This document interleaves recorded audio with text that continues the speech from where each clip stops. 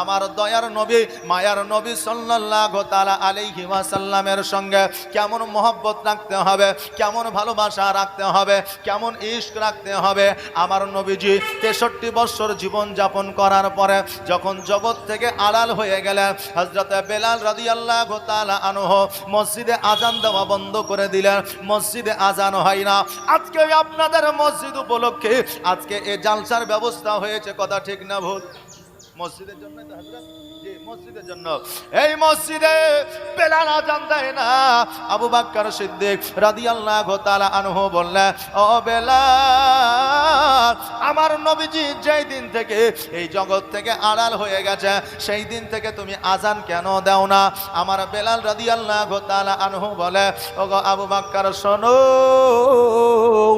আমি বেলাল আমার নবীকে সম্মুখে দেখতে পাই না, আমার দ্বারা আজান দেওয়া সম্ভব হয় না। শুধু এটাই নয়, আমার নবী যারা মদিনাতেও থাকতে আমার মন চাই না। আবু বকর বলে, বেলাল, এটা হলো আমার নবীর দেশ, এটা হলো আমার নবীর সোনার মদিনা। আজকে এই মদিনায় তোমাকে কেন ভালো লাগে না? আমিও তো মদিনায় আছি, আমার নবীর খুশবু তো সব জায়গায় পাই। আমার নবী যেই জায়গা দিয়ে চলেছে ওই জায়গাটা তো আমার স্মরণে থেকে যায়। বেলাল বলে, আবু বকর, আজকে আমার নবী যেই পথ দিয়ে চলেছে ওই পথটা যখন আমি দেখি, আমি বেলাল সহ্য করতে পারি না। আমার নবী যেই জায়গায় বসেছে ওই জায়গাটা যখন আমি দেখি, আমি বেলাল সহ্য করতে পারি না। আবু বকর, আমি নবীকে এখনো পর্যন্ত চোখের সম্মুখ থেকে আড়াল করতে পারি না। আবু বকর বলে, বেলাল রে, তবে কি তুমি নবী ছাড়া মদিনা থাকবা না? বেলাল বলে, আমি নবী ছাড়া মদিনায় থাকতে পারবো না। আবু বকর বলল, তুমি যেটা ভালো মনে করো সেটাই করো। এবার একদিন, 2 দিন, 3 দিন, 4 দিন অতিবাহিত হয়ে গেল। যখন 7 দিনের দিন মসজিদে আজানও হয় না, নামাজও হয় না, আপনার কেউ যেন বাড়িতে রান্না বান্নাও করে না। খোদার কসম করে বলে, যেই বাড়িতে বাচ্চা পর্যন্ত ছিল, নবী চলে যাওয়ার কারণে, নবী আড়াল হয়ে যাওয়ার কারণে, নবীর শোকে একটা 3 বছর, 2 বছর, 1 বছরের বাচ্চা মায়ের দুগ্ধ পান পর্যন্ত করে নাই। জোরে বলেন সুবহানাল্লাহ। আজকে ইমাম হাসান ও হোসাইন আপনার 2 ভাই বলতেছে, ভাই রে, আজকে মসজিদে নববীতে আজান হয় না, আজকে মদিনাতুল মুনাওয়ারায় আজান হয় না, নামাজও হয় না। আমার নবীজি মিরাজের রাত্রিতে 5 ওয়াক্ত নামাজ 1 মাসে রোজা দিয়ে গেছে। ও ভাই, আজকে যদি এই নামাজ রোজা বন্ধ হয়ে যায়, কিয়ামত পর্যন্ত আর নামাজ রোজা হবে না। কারণ একটা জিনিস যখন বন্ধ হয়ে যায় ওই জিনিসটা চালু করা খুব কঠিন হয়ে যায়। আজকে বাবাজি ভাইরা, আজকে আমাদের মধ্যে দেখবেন কত রকমের মতভেদ আছে। 1 নম্বর মতভেদ হলো দ্বিতীয় খুতবা, সানি খুতবা। কেউ বলছে বাইরে দিতে হবে, কেউ বলছে ভিতরে দিতে হবে, কেউ বলছে কবর জিয়ারত চলবে, কেউ বলছে কবর জিয়ারত চলবে না, কেউ বলছে বুকের উপরে হাত বাঁধো, কেউ বলছে নাভির নিচে হাত বাঁধো, কেউ বলছে কানে উলা দাও, বলছে কেউ কানে উলা দিতে হবে না, কেউ বলছে কবজির উপরে কাপড় পরো, কেউ বলছে পরতে হবে না, কেউ বলছে পাঞ্জাবি পরো, কেউ বলছে পাঞ্জাবি না পরলেও হবে। আমাদের অনেক প্রকারের মতভেদ। আজকে আপনার আব্বা, আপনার দাদু, আপনার পদ্দাদু কিয়াম করেছে, আজকে আপনি কিয়াম করতে চান না। আজকে যদি মনে করেন কিয়ামটা বন্ধ করে দিব, অত সহজ নয়। যেই জায়গায় আপনার কিয়াম হয় না ওই জায়গায় কিয়াম করা কিন্তু খুব কঠিন। মানে আমি বুঝাতে চাইছি, একটা জায়গায় যে জিনিসটা চালু আছে সেটা খুব সহজভাবে চালু করা যায়, যেই জায়গায় চালু নাই ওই জায়গায় চালু করতে খুব কষ্ট হয়। কথা ঠিক না ভুল? যে কষ্ট হয়। আমার হাসান বলতেছে, ভাই, পুনরায় আজান চালু করতে গেলে আবার তো কষ্ট হবে, কারণ মানুষ হয়তো মেনে নিবে না। চলো চলো বেলালকে নিয়ে এসে মসজিদে আজান দিতে বলি। বেলাল যদি আজান দেয় আবার মানুষ আসবে নামাজ পড়ার জন্য, আবার মানুষ আসবে মসজিদে, আবার মানুষ রোজা রাখবে। অতএব চলো বেলালকে খুঁজে আনি। মদিনাতুল মুনাওয়ারায় বেলালকে খুঁজলে কিন্তু বেলালকে খুঁজে পাওয়া গেল না। এবার হোসেন বলল, ভাই রে, বেলালকে যতক্ষণ পর্যন্ত না খুঁজবো ততক্ষণ পর্যন্ত আমাদের শান্তি নাই, ততক্ষণ পর্যন্ত মসজিদে আজান হবে না, ততক্ষণ পর্যন্ত আল্লাহর জন্য সিজদা হবে না, ততক্ষণ পর্যন্ত নামাজ হবে না।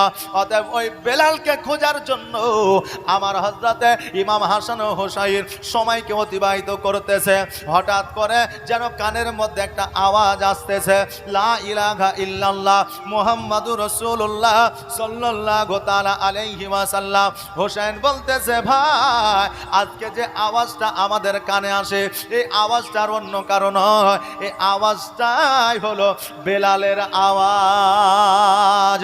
কারণ হইল বেলালের আওয়াজটা এমনই ছিল যেই বেলালের আজান মানুষ শুনলে কাজকর্ম বন্ধ করে দিত, বেলালের আজানের আওয়াজ শুনলে মানুষ খাওয়া দাওয়া বন্ধ করে দিত, বেলালের আজানের আওয়াজ শুনলে মানুষ যে কাজে লিপ্ত থাক না কেন কাজটাকে বন্ধ রেখে দিত, ওই আজানটাকে শ্রবণ করত।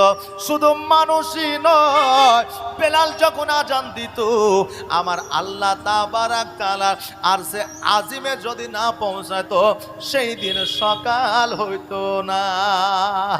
আজকে ওই বেলালের মতো আজান কিয়ামত পর্যন্ত কেউ দিতে পারবে না।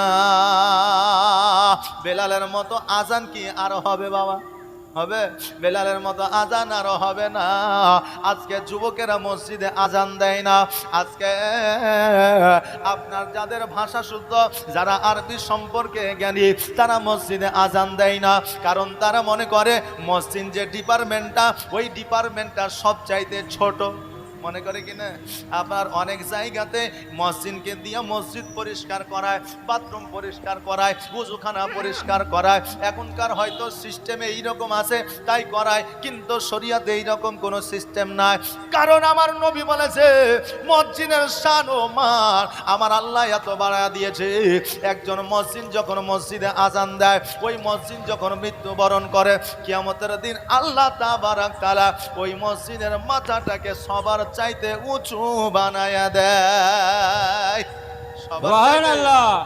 আমার আল্লাহ ওই মসজিদের মাথাটাকে উঁচু বানিয়ে দেয়। তো এই বেলাল যেভাবে আজান দিয়েছে, দ্বিতীয় আজান আর পৃথিবীতে হবে না। তবে যুবকেরা আজান দেয় না। এখন যারা আজান দেয় দেখবেন রিটায়ার্ড পারসন লোক, যার মুখে দাঁত নাই, যার বয়স শেষ হয়ে গেছে, ঠিক মতো চলতে পারে না, আজানটা সঠিকভাবে হয় না। এখন ইমাম সাহেব যদি বলে ভাই আপনার আজানটা ঠিক হয় না, একটু সহি করালে, ওই মসজিদ বলে আপনার কাছে কি আমাকে আজান শিখতে হবে? আপনি তো 2 বছর ইমাম, আমি তো 10 বছরের মসজিদ। ও বাবা যে ভাইরা, আমার ইমাম হাসান হোসেন বলতেছে এই আওয়াজটা তো বেলালের আওয়াজ। গুটি গুটি পায়ে জঙ্গলের মধ্যে গেলেন। জঙ্গলের মধ্যে যাওয়ার পরে বলে, ও বেলাল, আজকে মদিনা ছেড়ে আজকে তুমি জঙ্গলের মধ্যে কেন আছো? বেলাল বললে, হোসাইন, আজকে নবী যে পথ দিয়ে চলেছে ওই পথটা যখন আমি দেখি আমি বেলাল সহ্য করতে পারি না, অন্তরে ব্যথা হয়, যন্ত্রণা হয়। আমার নবী যেই জায়গায় ইমামতি করেছে, আমি আজান দিব অপর কেউ ইমামতি করবে, আমি বেলাল সহ্য করতে পারবো না। হোসাইন, আমি বেলাল মদিনায় আর যাব না। আমার সোনার মদিনা, প্রাণের মদিনা, কলিজার মদিনা, সব ভুলিব কিন্তু তোমায় ভুলতে পারি না। সব ভুলিব কিন্তু তোমায় ভুলতে পারি না। ভুলিনি, ভুলব না, ভুলতে পারি না। ভুলিনি ভুলব না ভুলতে পারি না সব ভুলিব কিন্তু তোমায় ভুলতে পারি না সব ভুলিব কিন্তু তোমায় ভুলতে পারি না ইয়াসরিব নামে তুমি ছিলে অলক্ষণের দেশ বড়ই মারা তোক যে ছিল তোমার পরিবেশ ইয়াসরিব নামে তুমি ছিলে অলক্ষণের দেশ বড়ই মারা তোক যে ছিল তোমার পরিবেশ নবীর ছোঁয়া লেগে তুমি সোনার মদিনা নবীর ছোঁয়া লেগে তুমি সোনার মদিনা সব ভুলিব কিন্তু তোমার ভুলতে পারি না হুসাইন বলে বেলাল আজকে সব কিছু ভোলা যায় কিন্তু মদিনা ভোলা যায় না আজকে তুমি মদিনায় যাবা না এই কথা কেন বলো আমি হোসাইন আমি তোমাকে বলতেছি মদিনায় যাইতে হবে বেলাল বলে হোসাইন আমার নবী নিজেই বলেছে যারা হোসাইনকে মানলো তারা আমাকে মানলো যারা হোসাইনকে মানলো না তারা আমাকে মানলো না হোসাইন তুমি যখন বলেছো আমাকে মদিনায় যাইতে হবে হোসাইনের সঙ্গে আমার বেলাল গুটি গুটি পায়ে মদিনার দিকে রওনা হয়ে গেল মদিনায় যাওয়ার পরে গোসল বানালেন ওযু বানানোর পরে মিম্বারের উপরে উঠলেন মিম্বারের উপরে উঠিয়া আজান শুরু করলেন আল্লাহু আকবার আল্লাহু আকবার আল্লাহু আকবার আল্লাহু আকবার আজান শুরু করে দিয়েছেন যেমনই পড়েছে আশহাদু আন্না মুহাম্মাদুর রাসূলুল্লাহ তেমনি যেন বাবা অজ্ঞান হয়ে জমিনের মধ্যে পড়ে গেছে ইমাম হোসাইন লোটাতে করে পানি নিয়ে জলদি করে মিম্বারের উপরে গেছে মিম্বারের উপরে যাইয়া হোসাইন বেলালের মুখে পানির ছেটা দেয় বেলালের চট করে যেন জ্ঞানটা ফিরে গেছে বেলাল দুই চোখের পানি ছেড়ে দিয়ে বলে হোসাইন আমার দ্বারা আজান দেওয়া সম্ভব হবে না আমি আজান দিতে পারবো না কারণ আমার নবীর কথা মনে আসলে আমি অটোমেটিক যেন অজ্ঞান হয়ে যায় হোসেন বলে বেলাল আজকে কেন কিয়ামত পর্যন্ত আজান দিতে দিতে যদি তোমার মওত হয়ে যায় তবুও তোমাকে আজান দিতে হবে আজান ছাড়া তোমাকে ছাড় দেওয়া হবে না কারণ তুমি আজান না দিলে সাহাবীরা নামাজের জন্য আসবে না